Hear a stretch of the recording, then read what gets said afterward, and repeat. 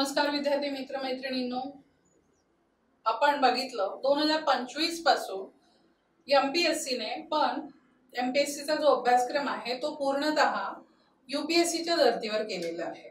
ठीक आहे, मग या अभ्यासक्रमाची किंवा या पूर्ण सिलेबसची आपण तयारी करत असताना किंवा या स्पर्धा परीक्षेची तयारी करत असताना यूपीएससी असेल किंवा एमपीएससी तर सेम झालं ना, ते याची प्रिपरेशन करत असताना नेमकी ती कशा पद्धतीने केली पाहिजे, काय महत्त्वाचं आहे काय महत्त्वाचं नाहीये, विषय कसे समजून घेतले पाहिजेत, फाउंडेशन काय आहे, सुरुवातीपासून सुरुवात कशी करायची।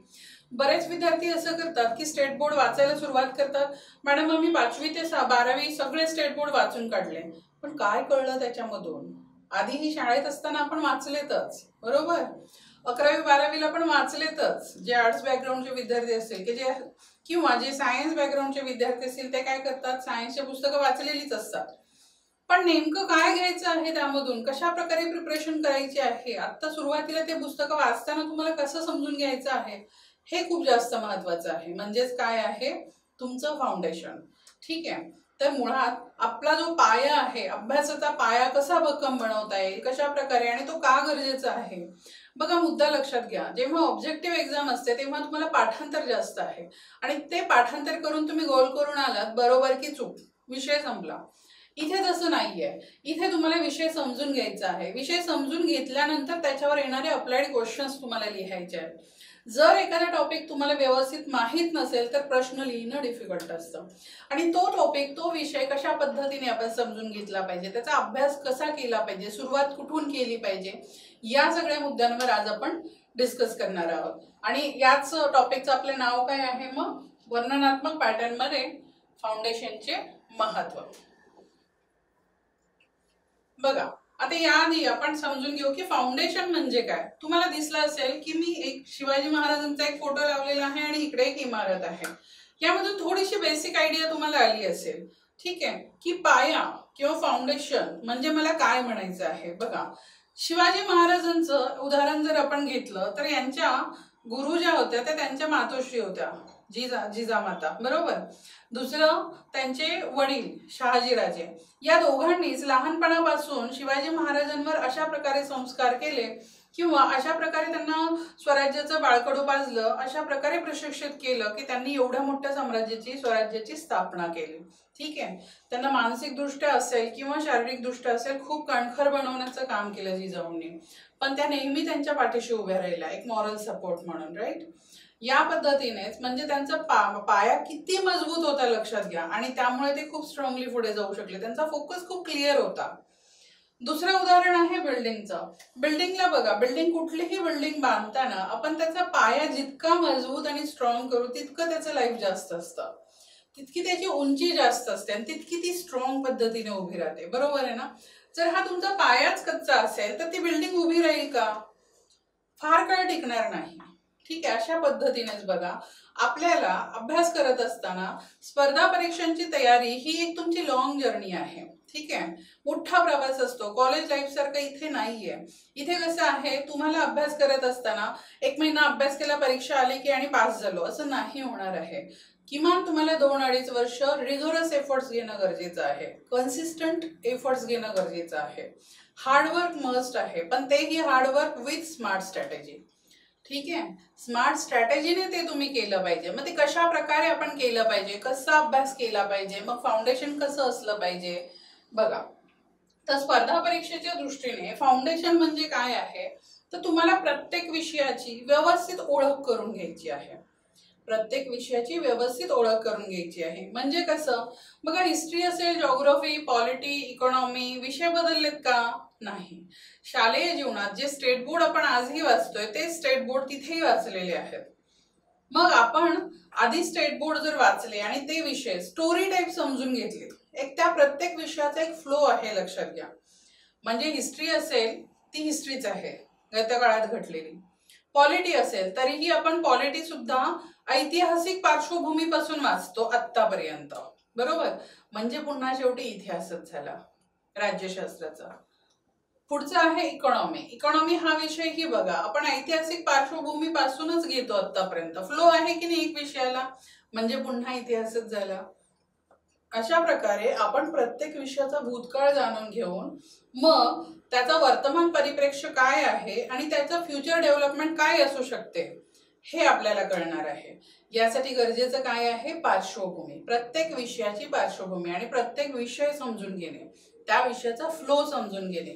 हे जितकं चांगल्या प्रकारे तुम्ही समजून घ्याल, कुठलंही पुस्तक वाचताना बघा, स्टेट बोर्ड स्पेसिफिकली तुम्ही स्पर्धा परीक्षांची तयारी करत आहात अशा पद्धतीने प्रेशर घेऊन वाचायचं नाही.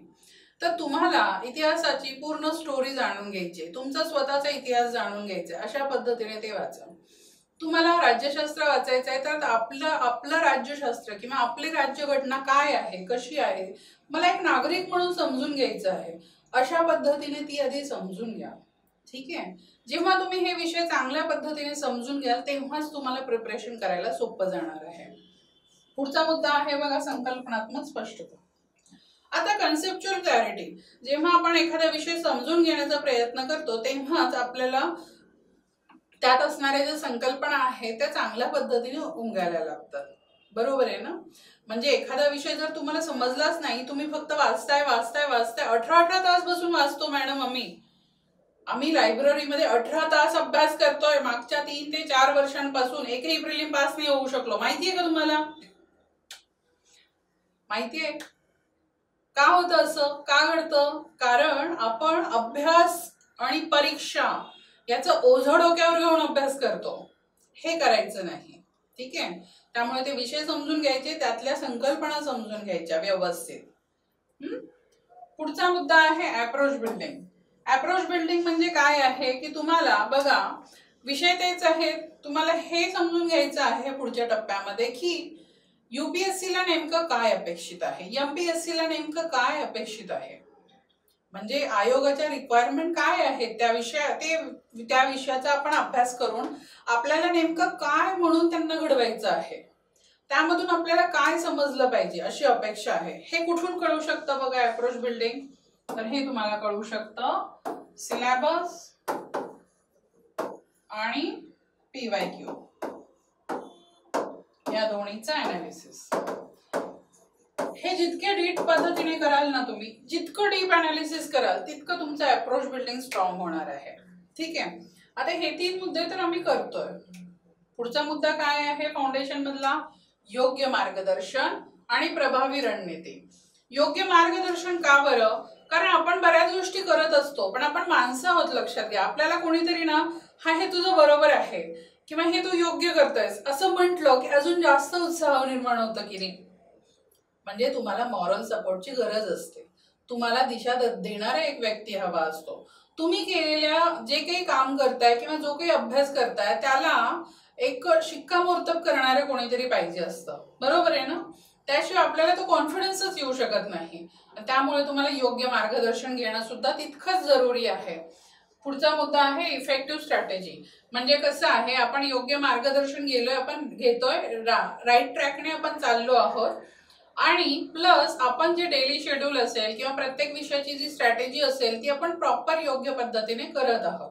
कारण आपल्याला माहिती आहे कुठल्या विषयाला किती वेटेज आहे. किमान तुम्हाला फाउंडेशन मध्ये हे माहिती पाहिजे, पेपर फर्स्ट मध्ये कुठले कुठले विषय आहेत, पेपर सेकंड मध्ये कोणते विषय आहेत, पेपर थर्ड मध्ये कोणते विषय आहेत, पेपर फोर्थ मध्ये कोणते विषय आहेत, त्या विषयांचं वेटेज किती आहे हेही तुम्हाला माहिती पाहिजे. जर हे तुम्हाला माहित नसेल तर मिसगाईड कसं होतं बघा. आपण हिस्ट्री जिओग्राफी खूप व्हास्ट आहे पण त्याचं वेटेज कमी आहे. बरोबर आहे ना?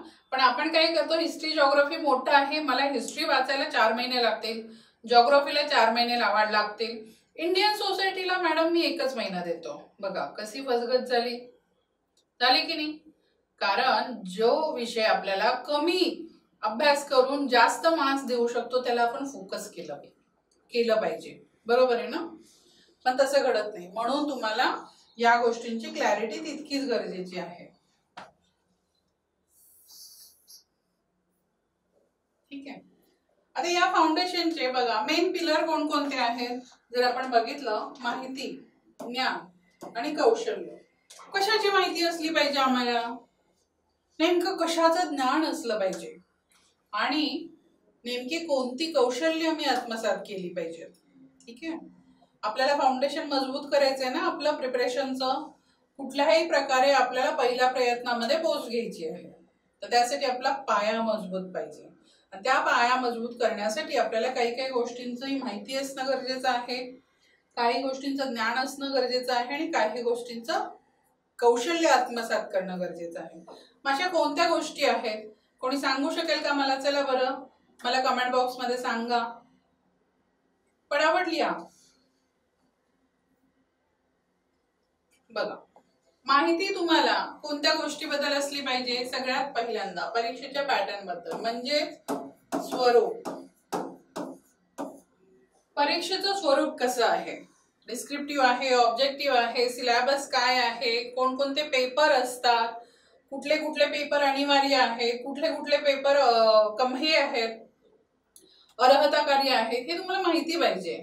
कुठल्या विषयाचं किती वेटेज आहे, किती मार्क्सला किती पेपर आहे, टोटल मार्क्स किती आहेत मुख्य परीक्षेमध्ये, पूर्व परीक्षेमध्ये किती मार्क्सला किती पेपर आहेत, मुलाखतीला किती मार्क्स आहेत, कशा प्रकारे प्रिपरेशन केली पाहिजे, तुम्हाला पूर्ण स्वरूप माहिती पाहिजे आधी.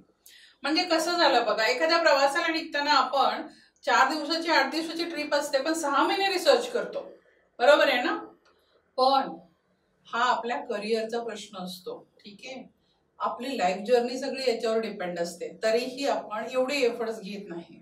आपण काय करतो, मला युपीएससी करायचं आहे, 1 महिनाभर ह्याला विचार, त्याला विचार, त्याला विचार, त्याला विचार, झालं ठीक आहे, मला कळलंय युपीएससी काय आहे, चला मी स्टार्ट केली. ना सिलेबस बघतं कोणी, ना वेबसाईटला जाऊन बघतं, ना पीवायक्यू कोणी काढून बघतं. ही चूक करू नका. ठीक आहे, तुम्हाला समजून घ्यायचं आहे. इव्हन युपीएससी किंवा एमपीएससी ने सुद्धा बघा एक पूर्ण टॅब ठेवलेला आहे त्यांच्या वेबसाईटवर, सर्वसाधारण सूचना, विद्यार्थ्यांसाठी सर्वसाधारण सूचना, ज्या तुम्हाला माहिती पाहिजे, ज्या तुम्ही वाचल्या पाहिजेत आधी प्रिपरेशन करण्याआधी. ठीक आहे, त्यामुळे या गोष्टी टाळू नका. पुढचा आहे तुम्हाला अभ्यासक्रम दिलाय ना, आयोगाने तुम्हाला अभ्यासक्रम दिलाय की नाही, मग तो तुम्ही वाचला पाहिजे. ठीक आहे, कोणीतरी सांगतं मी एक पुस्तक घेतलं आणि मी स्टार्ट टू एंड पुस्तक वाचलं, मॅडम, त्या नॉलेजला काहीच उपयोग नाहीये तुमच्या. आहे उपयोग कुठे आहे? तुम्हाला नॉलेज मिळालं, एक्झाम ओरिएंटेड आहे का, प्रॅक्टिकली फायदा आहे का त्याचा? नाही. त्यामुळे आपल्याला पुस्तकं संपवायची नाहीयेत, आपल्याला सिलेबस कव्हर करायचा आहे. हा मुद्दा लक्षात ठेवा, आपल्याला सिलेबस कव्हर करायचा आहे. ठीक आहे, त्यामुळे तुम्हाला तो तोंडपाठच असला पाहिजे. कुठलंही पुस्तक उचललं तरी हे हा मुद्दा सिलेबसला नाहीये, मी नाही वाचणार. तिसरा मुद्दा आहे PYQ. Previous year question papers का महत्वाचे आहेत? कारण प्रिव्हियस इयर क्वेश्चन पेपर्सला जेव्हा आपण सिलेबसशी कनेक्ट करतो तेव्हा आपल्याला हे क्लिअर होतं की आपण जो अभ्यास करतोय त्या ट्रॅडिशनल अभ्यासाबरोबरच येणारा प्रश्न अप्लाइड कसा आहे आणि त्याच्यावर आपण विचार कसा केला पाहिजे. त्यामुळे पीवायक्यूचं खूप महत्व आहे तुमच्या प्रिपरेशनमध्ये. आयोग आपल्याशी 2च माध्यमांद्वारे विशेषतः संपर्क साधतं आणि हे 2 माध्यमं कुठली आहेत? एक आहे अभ्यासक्रम आणि दुसरा आहे पीवायक्यू. हे 2 मटेरियल आयोगाने तुम्हाला दिलेत आणि करा अभ्यास आणि द्या एक्झाम, असं सांगितलंय की नाही? तर याचं डीप अनालिसिस जितकं चांगल्या प्रकारे कराल तितकं चांगल्या प्रकारे तुम्हाला आयोगाचा अप्रोच डेव्हलप होणार आहे. आणि पुढचं आहे पोस्ट बद्दल माहिती. आता बऱ्याच विद्यार्थ्यांना असं होतं, क्रेज असते आजकाल ना, फॅड निर्माण झालंय, स्पर्धा परीक्षांची तयारी करतो मी युपीएससी करतो, एमपीएससी करतो, असं एक ना काय म्हणतात स्टेटस सिम्बॉल झाल्यासारखा प्रकार झालेला आहे तो. जर त्यांना हे विचारलं बरं एमपीएससी किंवा युपीएससी मध्ये नेमकी कोणती परीक्षेची तयारी करताय, मुलांना सांगता येत नाही. विद्यार्थी मित्रांनो, ही चूक करू नका. जर तुम्हाला दिल्लीला जायचं आहे तर दिल्लीमध्ये एक्झॅक्ट कुठं जायचं आहे हे माहित नसेल तर दिल्ली एअरपोर्ट किंवा दिल्ली रेल्वे स्टेशनवर फिरणार आहे का तुम्ही? जाऊन फिरत बसणार आहे का? नक्कीच नाही. त्यामुळे काय करायचं आहे, आपल्याला एक्झॅक्ट स्पॉट माहिती पाहिजे की मला इथंच जायचं आहे, म्हणजेच तुमचा गोल क्लिअर पाहिजे. गोल क्लिअर पाहिजे म्हणजे काय? आयोगाद्वारे ज्या परीक्षा घेतल्या जातात, ठीक आहे, म्हणजे एमपीएससी देणार असाल तुम्ही किंवा युपीएससी, तर त्या परीक्षांद्वारे नेमक्या कोणत्या पोस्ट मिळणार आहेत किंवा कोणत्या पोस्ट संदर्भात जाहिराती निघतात हे तुम्हाला आधी माहिती पाहिजे. आणि तुम्हाला कुठली तुमची ड्रीम पोस्ट हवी आहे हे तुम्हाला गोल क्लिअर पाहिजे. ठीक आहे, आणि मगच प्रिपरेशनला स्टार्ट करायची, लक्षात ठेवा. तर या 4 गोष्टींची माहिती तुम्हाला मस्ट आहे. बऱ्याच विद्यार्थ्यांना हे माहिती नसतं की मी एमपीएससीची तयारी करतोय, बरं ठीक आहे, मग MPSC ची तयारी तुम्हाला माहिती आहे का सिलेबस बदलतोय? नाही, मला ना MPSC तून PSI व्हायचंय. बघा, MPSC ची तयारी बरोबर आहे, पण MPSC तून PSI व्हायचं आहे. म्हणजेच कुठली? मग आम्ही जर विचारलं अरे कंबाईनची तयारी करतोय का? नाही, मला MPSCच करायचंय पण PSI ची तयारी करायची. किती अज्ञान असतं. ठीक आहे, मग बऱ्याच गोष्टी तुम्हाला जाणून घेण्याची गरज आहे याची आम्हाला खात्री पडते. तर अशी चूक करू नका. सगळ्या माहिती तुम्हाला असल्या पाहिजेत. पाया मजबूत करून तेवढ्या क्लॅरिटीने आपल्याला पुढे जायचं आहे. लक्षात घ्या. पुढचं आहे तुम्हाला कोणकोणत्या गोष्टीबद्दल ज्ञान असलं पाहिजे. तर विविध विषयांबद्दल ज्ञान असलं पाहिजे. म्हणजे कसं, जसं आपण पहिल्यांदाच बघितलं की विषयांची ओळख, बरोबर आहे ना. स्पर्धा परीक्षेमध्ये फाउंडेशन म्हणजे काय यामध्ये आपण काय बघितलं, तर तुम्हाला जे जे विषय आहेत सिलेबसमध्ये त्या विषयांची तुम्हाला तोंड ओळख असली पाहिजे. तुम्हाला कन्सेप्च्युअल क्लॅरिटी असली पाहिजे. याचं ज्ञान तुम्हाला असणं गरजेचं आहे. दुसरं काय आहे, मूलभूत संकल्पनांबद्दल सुद्धा तुम्हाला ज्ञान असलं पाहिजे. म्हणजे कन्सेप्च्युअल क्लॅरिटी आली. तिसरं आहे आजच्या जीवनातील मूलभूत सिद्धांत आणि त्याच्या वापराबद्दल माहिती पाहिजे. ठीक आहे, कारण जर आपण बघितलं टेक्नॉलॉजी इतकी पुढे चाललेली आहे की नवनवीन जे काही टेक्नॉलॉजी येते त्या टेक्नॉलॉजीला प्रत्येक विषयाशी कनेक्ट केलं जातं. राईट. डिजिटायझेशन साधं आपण उदाहरण घेतलं तर त्या डिजिटायझेशनला सुद्धा प्रत्येक मिनिस्ट्री किंवा प्रत्येक डिपार्टमेंट कनेक्ट करून घेण्याचा प्रयत्न करत आहे. मग ते कसं कनेक्ट करून घेत आहे, तुम्हाला कुठल्याही विषयामध्ये तो प्रश्न येऊ शकतो ना, तर तुम्हाला ते माहिती पाहिजे. यासाठी तुम्हाला आधी ट्रेडिशनल कन्सेप्ट क्लॅरिटी असली पाहिजे आणि मगच तुम्हाला ते अप्लाइड कळणार आहे. मग यामधून कसं आहे, जसं आपण मगाशी म्हटलं की भूतकाळ, आपला भूतकाळ म्हणजे काही हिस्ट्री, जिओग्राफी, पॉलिटी, इकॉनॉमी जे कुठले आपण ट्रेडिशनल विषय वाचतोय तो आपला भूतकाळ आहे. बरोबर. त्याला आपण वर्तमानाशी जोडतोय म्हणजे करंट अफेअर्स, आणि त्याच्यावरून आपल्याला एक कन्क्लुजन द्यायचं आहे वे अहेड, म्हणजे पुढे काय होऊ शकतं, म्हणजे तुमचं मत. ह्या दोन गोष्टी जर तुम्हाला माहिती असतील चांगल्या प्रकारे तरच बघा तुम्हाला तुमचं मत बनवता येणार आहे. अशा प्रकारे तुम्हाला प्रिपरेशन करायची आहे. आता तिसरा मुद्दा आहे की आता कळलं मॅडम आम्हाला काय काय माहिती पाहिजे, आम्हाला कोणकोणत्या विषयांचं ज्ञान असलं पाहिजे हे कळलं आम्हाला. कौशल्य काय आहे, ठीक आहे, कोणती कौशल्य आम्हाला आली पाहिजेत, आत्मसात केली पाहिजेत आम्ही. तर बघा सगळ्यात महत्वाचं आहे कसं वाचायचं. ठीक आहे, हे खूप महत्वाची गोष्ट आहे. बघा आपण बऱ्याच वेळेला असं होतं की अवांतर पुस्तक वाचायला घेतो, अभ्यास करतो का त्याचा? नाही ना. जेव्हा आपण एखादं पुस्तक, कादंबरी वाचायला घेतो तो अभ्यास असतो का? मग आपण सिव्हिल सर्व्हिसेस किंवा स्पर्धा परीक्षेची तयारी करत असताना फक्त वाचन का करायचं? म्हणजे काय असलं पाहिजे तुम्हाला? कौशल्य. मग आपण फक्त वाचायचंय का? नाही मॅडम, आम्ही 18 तास जाऊन अभ्यास करतो लायब्ररीत. अभ्यास नाही, तो फक्त वाचन करता तुम्ही. ठीक आहे, तर आपल्याला फक्त वाचन नाही करायचंय. वाचन कसं करायचंय, तर अभ्यास करायचा आहे. म्हणजे नेमकं काय करायचं आहे, कशा प्रकारे वाचन करायचं आहे. बघा तुम्ही जेव्हा एखादा टॉपिक रीड करत असता तेव्हा तुम्ही वही आणि पेन घेऊन बसणं मस्ट आहे. सुरुवातीला जसं मी सांगितलं की स्टेट बोर्ड वाचताना कादंबरी टेक वाचा, पण त्यानंतर NCERT आणि मेन कोर्स मध्ये जसं जसं जाल तुम्ही पेन आणि वही घेऊन बसलाच पाहिजे. तुम्हाला त्यातले मुद्दे लिहिताच आले पाहिजे, तुम्हाला त्याची अंडरस्टँडिंग क्रिएट झाली पाहिजे. तो तुमचा अभ्यास असेल त्याच्यावरचा. बरोबर आहे ना.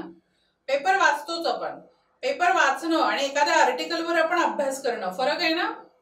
तर आपण अभ्यास केला पाहिजे, लक्षात घ्या. दुसरं कौशल्य आहे कसं लिहायचं. म्हणजे बघा तुम्हाला भरपूर ज्ञान आहे, भरपूर पुस्तकं वाचलीत, खूप अभ्यास केलाय. म्हणजे बऱ्याच विद्यार्थ्यांशी जेव्हा आम्ही संवाद साधतो ना, आमच्या लक्षात येतं की अरे अभ्यास तर खूप चांगला आहे यांचा, मग कुठे अडकलं, घोडं कुठे अडलं, काय चुकलं याचं. तर काय चुकलेलं असतं, जे डोक्यात नॉलेज आहे ते नॉलेज एक्सप्रेस नाही करता आलं. म्हणजे ते नॉलेज तुम्हाला एक्झामिनर पर्यंत पोहोचवता आलं पाहिजे ना, राईट डायरेक्शनने एक्झामिनर पर्यंत पोहोचवता आलं पाहिजे. आणि ते पोहोचवण्यासाठी त्याला गरज कशाची आहे, प्रॅक्टिसची. ठीक आहे, कंटिन्युअस प्रॅक्टिस. आणि त्यामुळे डे 1 पासून तुम्ही भले काहीही लिहा, तुम्हाला त्या टॉपिक मधलं जो काही कळेल, तुम्हाला जो काही सारांश कळेल तो लिहा. रायटिंग डे 1 पासून करायचं, ज्यामुळे तुम्ही विषय कधीच विसरणार नाही, तुम्हाला मेमराईज चांगल्या पद्धतीने होईल आणि हळूहळू हळूहळू आपण ओन स्किल डेव्हलप करू की रिप्रेझेंट करण्यासाठी खूप चांगल्या पद्धतीने इफेक्टिव्ह आन्सर कशा पद्धतीने आपल्याला डिझाईन करता येईल, आणि तेही कमीत कमी शब्दामध्ये. म्हणजे एक्झामिनरने न वाचता तुम्ही लिहिलेलं जे काही तुम्ही रचना केलेली आहे त्या आन्सरची ती बघूनच तुम्हाला मार्क्स दिले पाहिजेत. बघा, हे कधी येईल, जेव्हा तुम्ही प्रॅक्टिस कराल. पुढचा मुद्दा आहे नोट्स कसे बनवायचे. ठीक आहे, ही पण एक टेक्निक आहे बघा, कौशल्य आहे, हे पण तुम्हाला आत्मसात करावं लागेल. नोट्स काढण्याच्या प्रत्येकाच्या वेगवेगळ्या पद्धती असतात, तर त्या पद्धतींपैकी आपल्याला कन्व्हिनियंट पद्धत कोणती आहे ज्यामुळे आपल्या लक्षात चांगल्या पद्धतीने राहतं, तर ती तुम्ही आत्मसात करणं गरजेचं आहे. पुढचा सगळ्यात महत्वाचा विचार आहे टीकात्मक विचार कसा करायचा. हे कौशल्य तुम्ही आत्मसात करणं गरजेचं आहे. जोपर्यंत तुम्ही टीकात्मक विचार कसा करायचा हे कौशल्य आत्मसात करू शकत नाही, तोपर्यंत तुम्ही दोन्ही बाजूने विचार करत नाही. बघा, जोही प्रश्न येईल त्याच्या दोन्ही पॉझिटिव्ह आणि निगेटिव्ह दोन्ही बाजू लिहायचे. तुम्हाला कशा न्यूट्रल पद्धतीने, तुम्हाला उदासीन राहून लिहायचे आहेत. आणि ते केव्हा होऊ शकतात, जेव्हा तुम्हाला या पद्धतीने विचार करता येईल.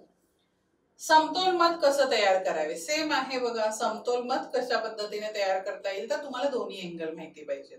ठीक आहे, तुम्हाला त्या विषयाचं पूर्ण पार्श्वभूमी पण माहिती पाहिजे, तो विषय पूर्ण तुम्हाला चांगल्या पद्धतीने समजलेला असला पाहिजे, तेव्हाच तुम्हाला समतोल मत तयार करता येऊ शकतं. ठीक आहे, तर ही कौशल्य तुम्हाला आत्मसात करणं गरजेचं आहे प्रिपरेशन करत असताना. आता हा जो पाया आहे, हे जे मुद्दे आपण डिस्कस करत चाललोय, या मुद्द्यांना किंवा हा पाया मजबूत कसा बनवायचा बरं, तर सुरुवात कशी केली पाहिजे, कशा पद्धतीने केली पाहिजे, तर सगळ्यात पहिल्यांदा बघा स्वॉट विश्लेषण करा. दुसरं महत्वाचं काय आहे, चांगला मार्गदर्शक शोधा. तिसरं आहे मूलभूत पुस्तके वाचली पाहिजेत तुम्ही, कोणती, स्टेट बोर्ड आणि एनसीईआरटी, मी पुढे सांगणार आहे अजून. आणि चौथा सगळ्यात महत्वाचा मुद्दा आहे वाचन, लेखन आणि विचार. या सिक्वेन्सने तुम्ही अभ्यास केला पाहिजे, वाचन, लेखन आणि विचार. बघा, आता स्वॉट विश्लेषण म्हणजे काय आहे बरं. बघा, आपण एखाद्या परीक्षेची जेव्हा तयारी सुरू करतो, ठीक आहे, आपण स्वतःचं विश्लेषण करणं खूप गरजेचं आहे. का करणं गरजेचं आहे, कारण जेव्हा आपण यूपीएससी किंवा एमपीएससी या स्पर्धा परीक्षांची तयारी, म्हणजे एक अधिकारी, बरोबर आहे, ज्याच्याकडे कदाचित एक जिल्हा असेल, 4 जिल्हे असतील, विभाग असेल किंवा एखादा तालुका असेल, ठीक आहे, एखादं शहर असेल, ज्याच्यावर तुम्हाला पूर्णपणे त्याचं प्लॅनिंग, नियोजन आणि सगळ्या गोष्टी व्यवस्थापन सगळं बघायचं आहे. मग हे बघण्यासाठी तुम्हाला बऱ्याच अडचणी येऊ शकतात, बरीच आव्हानं तुमच्या समोर उभी राहू शकतात, तर त्या आव्हानांवर तुम्हाला मात करता येते का, हे कसं ठरवू शकाल बरं तुम्ही प्रिपरेशन करत असताना. बऱ्याच विद्यार्थ्यांना असं होतं की पोस्ट मिळते, प्रिपरेशन करतात भरपूर छान प्रिपरेशन करतात, आणि जेव्हा सिस्टीम मध्ये जातात तेव्हा मात्र फ्रस्ट्रेशन सुरू होतं. मग कळतं की रे आपला पिंडच नाहीये हा. ही चूक करायची आहे का आपल्याला, नाही, ही चूक अजिबात करू नका. त्यामुळे सुरुवात करताना सगळ्यात महत्वाचं आहे स्वॉट अनालिसिस. स्वतःच्या स्ट्रेंथ, स्वतःच्या वीकनेस काय, अपॉर्च्युनिटीज काय आहेत, थ्रेड्स काय आहेत. बऱ्याच वेळेला असं होतं की आपले जे कमकुवत दुवे असतात त्याच्यावर आपण जास्त फोकस असतो, त्यामुळे कधी कधी आपली क्षमता असूनही आपल्याला हे जाणीव होत नाही की आपल्यामध्ये ह्या स्ट्रेंथ आहेत, ज्या स्ट्रेंथवर आपण खूप स्ट्रॉंग, चांगल्या पद्धतीने एक चांगले लीडर बनू शकतो, एक चांगले अधिकारी बनू शकतो. ठीक आहे, तर या गोष्टी टाळायच्या आहेत. आपण बऱ्याच वेळेला इमोशनली विचार करतो, माझ्याकडे हे नाहीये, हे नाहीये, हे नाही, माझ्याकडे काय आहे हे नाही पाहिलं जात, बरोबर आहे ना. तर तीच गोष्ट आपण इथे करायची आहे, खूप सॅटिस्फाईड पद्धतीने. आणि काही हॅबिट डेव्हलप करून जर आपल्याला प्रिपरेशन करायचे असेल तर सगळ्यात आधी महत्वाचं आहे स्वतःला ओळखणे,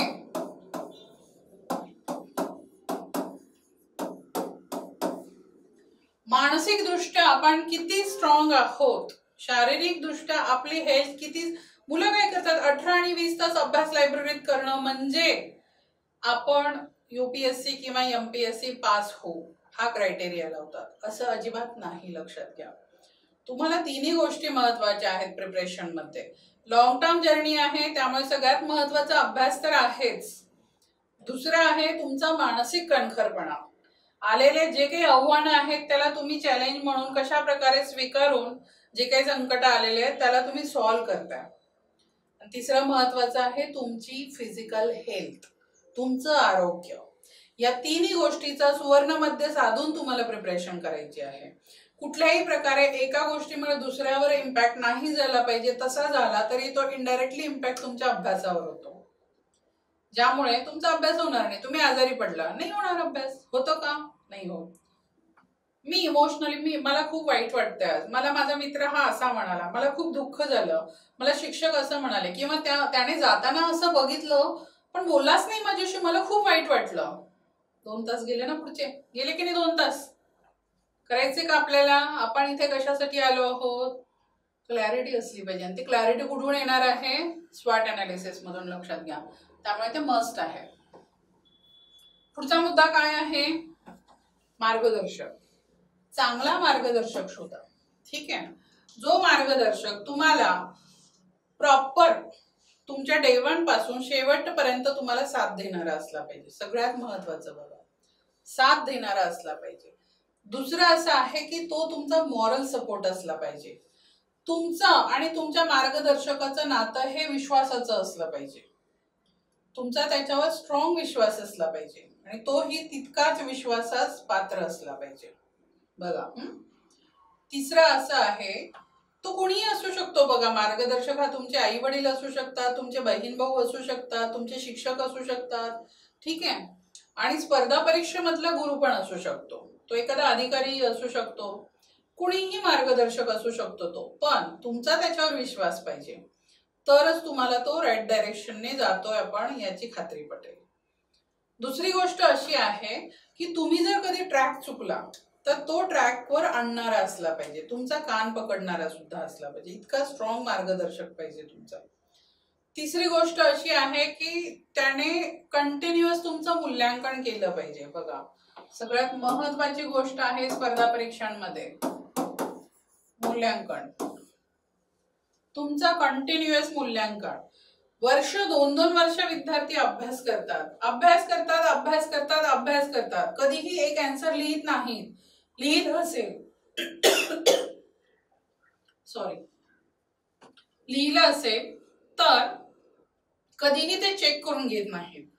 त्यामुळे होतं काय, आपण खऱ्या अर्थाने अभ्यास करतोय हा कॉन्फिडन्सच येत नाही. कदाचित तुम्ही जे केलंय ते चांगलंच असेल, बेस्ट असेल, पण तो तुम्हाला कॉन्फिडन्स कधीच येत नाही जोपर्यंत तुम्हाला कोणीतरी त्याच्यावर शिक्कामोर्तब करत नाही. लक्षात घ्या.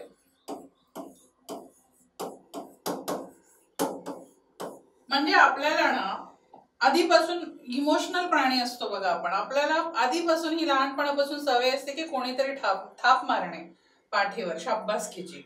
बरोबर करतोय तू, चल पुढे, मी आहे तुझ्या पाठीशी, बरोबर आहे ना, असं म्हणणारं कोणीतरी पाहिजे असतं. तू योग्य आहेस, घाबरू नकोस, असं म्हणणारं कोणीतरी पाहिजे असतं. जर तुम्ही चुकला तर तुमची चूक दाखवणारं कोणीतरी पाहिजे असतं की तुझं हे उत्तर चुकलंय, हे या पद्धतीने नाही तर हे या पद्धतीने लिहिणं गरजेचं आहे, हे सांगणारा मार्गदर्शक तुम्हाला आवश्यक आहे. बघा, तेव्हा तुम्हाला कमी वेळामध्ये यश लवकर मिळू शकतं. आणि याची सुरुवात करतानाच, म्हणून हा मुद्दा फाउंडेशन मध्ये आहे, तुम्ही सुरुवात करतानाच तुमचा एक चांगला मार्गदर्शक निवडला पाहिजे.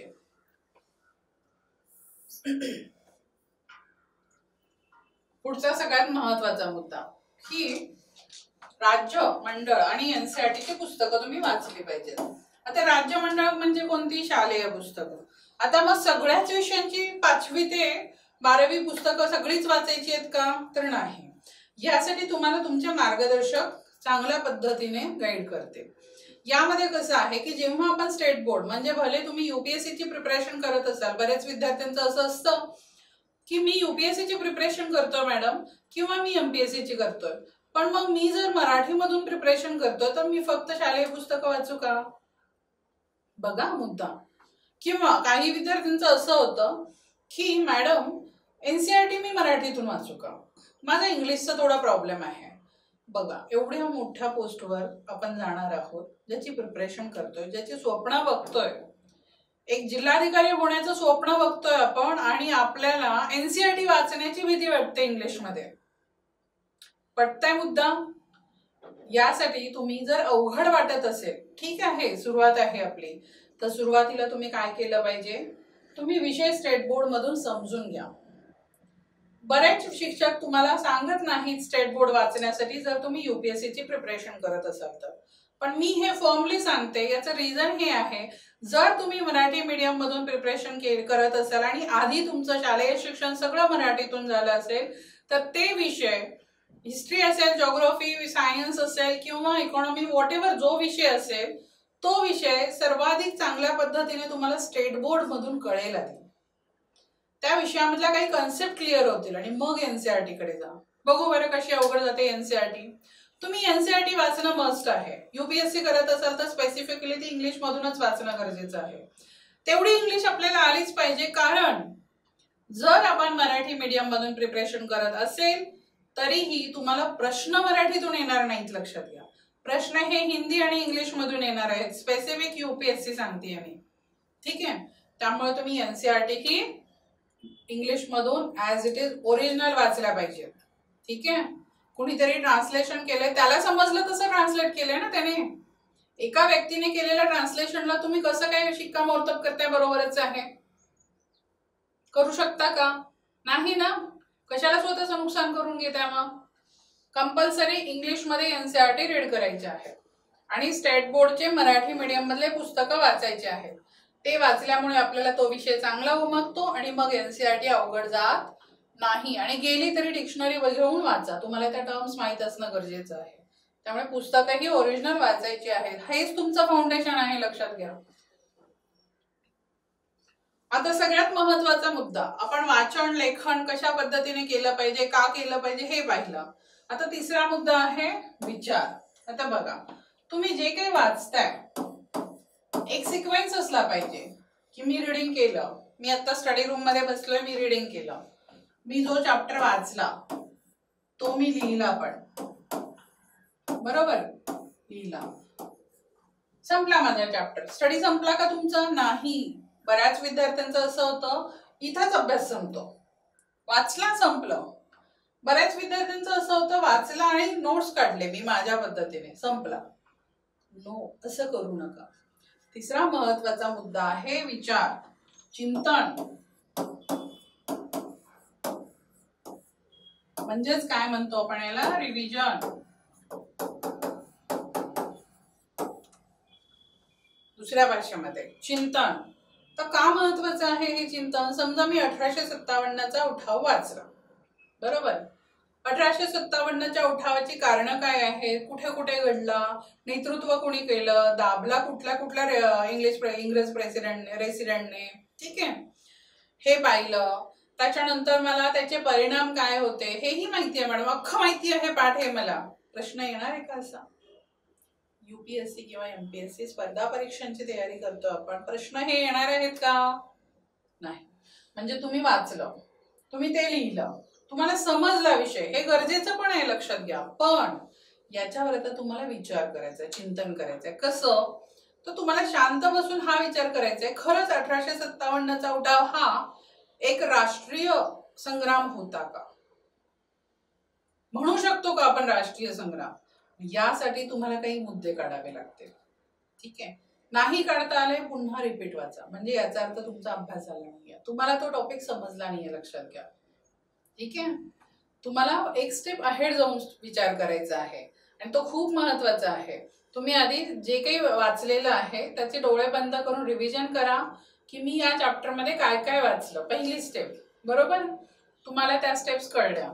त्याच्या पुढे जाऊन तुम्ही काय केलं की अरे हा, खरंच हा 1857चा उठाव एक राष्ट्रीय संग्राम होता का, पहिला राष्ट्रीय संग्राम होता का, थोडंसं ऍडव्हान्स जाऊन विचार करा.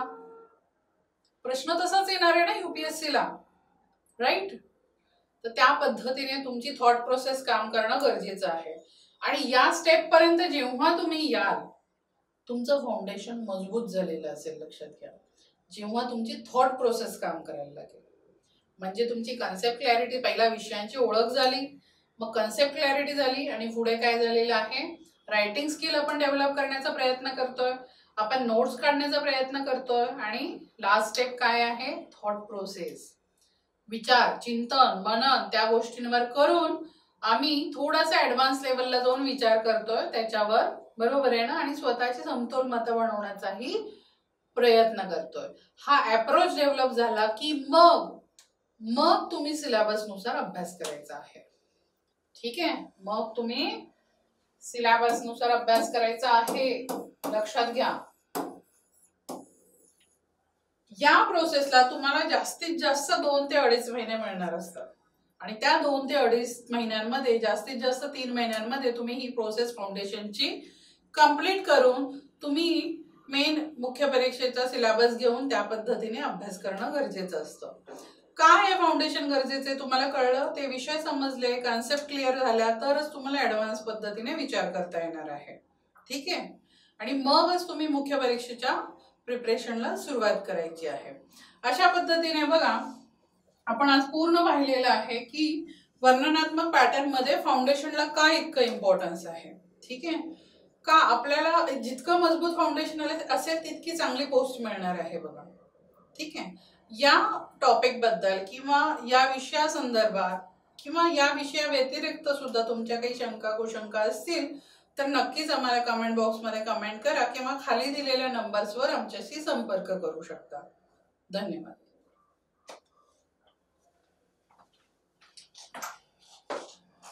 The officer your personal mentor चॅनलच्या नवनवीन अपडेट्ससाठी चॅनलला लाईक, सबस्क्राईब आणि शेअर करा. थँक्यू.